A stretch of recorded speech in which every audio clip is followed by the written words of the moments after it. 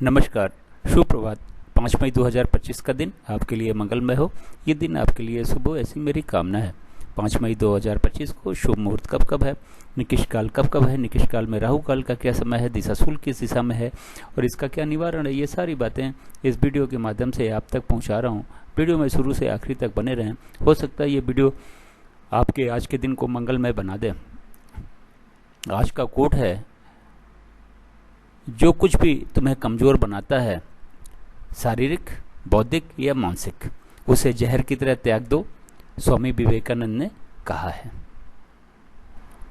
5 मई 2025 को सोमवार का दिन है और वैशाख माह के शुक्ल पक्ष की अष्टमी तिथि है।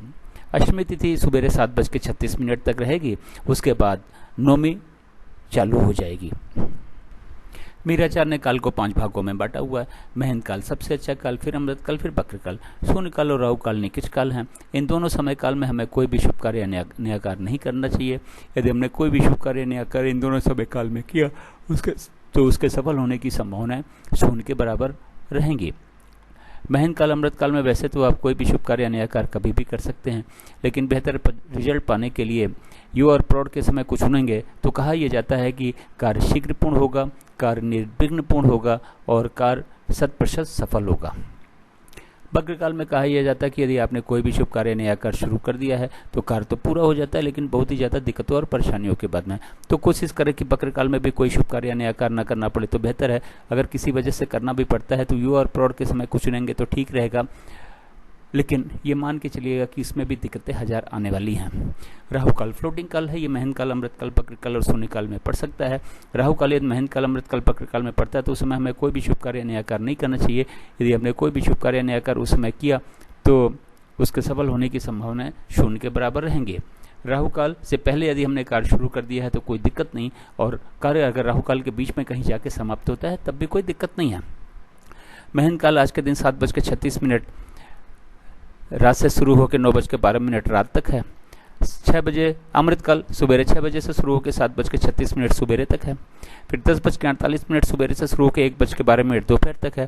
फिर 3:36 शाम से शुरू होकर शाम को 5:12 तक है। फिर रात के 9:12 से शुरू होकर रात के 10 बजे तक है। फिर 1:12 रात से शुरू होकर 2:48 रात तक है। बक्र काल सुबेरे 7:36 से शुरू होकर 10:48 सुबेरे तक है। फिर 1:12 दोपहर से शुरू होकर 3:36 शाम तक है। फिर शाम को 6 बजे से शुरू होकर 7:36 शाम तक है। फिर रात के 10 बजे से शुरू होकर 1:12 रात तक है। फिर 4:24 सुबेरे से शुरू होकर 5:12 सुबेरे तक है। शून्य काल 5:12 शाम से शुरू होकर शाम को 6 बजे तक है। फिर 2:48 रात से शुरू होकर रात के 4:24 सुबेरे 4:24 तक है। फिर सुबेरे 5:12 से शुरू होकर सुबेरे 6 बजे तक है। आज के दिन राहु काल 7:30 बजे सुबेरे से 9 बजे सुबेरे तक है।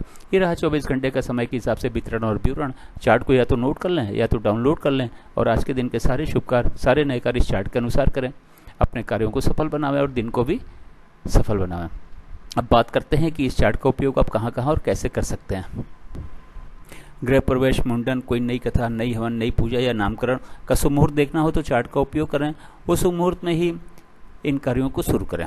गाड़ी खरीदने जाना है, लड़की देखने जाना है, लड़का देखने जाना है, किसी यात्रा पे जाना है, किसी से मिलने जाना है, फ्लैट खरीदने जाना है, ज़मीन खरीदने जाना है, स्कूल में एडमिशन के लिए जाना है, इंटरव्यू के लिए जाना है, एग्जाम देने जाना है, तो घर से निकलने का शुभ समय, शुभ मुहूर्त चार्ट में देखें। उस शुभ मुहूर्त में ही इन कार्यों के लिए घर से निकलें।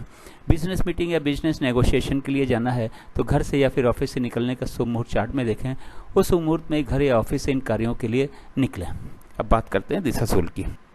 सोमवार का दिन है। पूर्व और दक्षिण पूर्व की दिशा में दिशाशूल है। घर से दर्पण देखने के बाद में यात्रा पे निकले, लेकिन दिन होता है 24 घंटे का, सुबह 6 बजे से लेकर अगले दिन 6 बजे तक।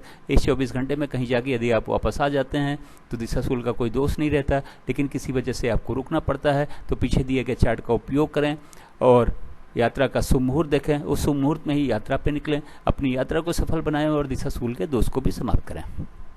मेरे चैनल सागा ऑफ लाइफ को आपने ज्वाइन किया, उसके लिए आपका बहुत बहुत धन्यवाद। चैनल पर नए हो तो सब्सक्राइब करें और सब्सक्राइब कर रखा है तो बेल आइकन को ऑन कर दें ताकि अगला वीडियो मैं डालूं तो आपको नोटिफिकेशन मिल जाए।